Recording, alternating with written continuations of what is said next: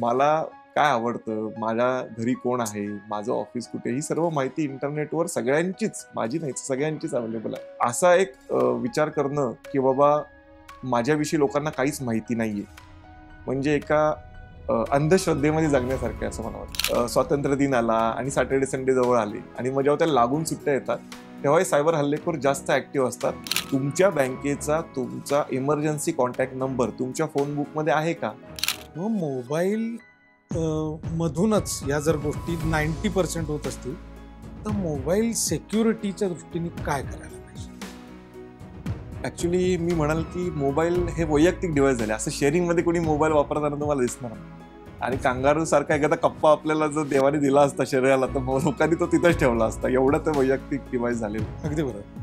आज तुम्ही दिवसभरात पूर्ण बिझी होता, तुम्हाला मोबाईल जास्त वापरायला वेळ मिळाला नाही, तरी सुद्धा तुमचा 1 GB डेटा किंवा 1.5 GB डेटा किंवा 2 GB जो दिवसाची लिमिट आहे ती ऑटोमॅटिक क्रॉस झाली.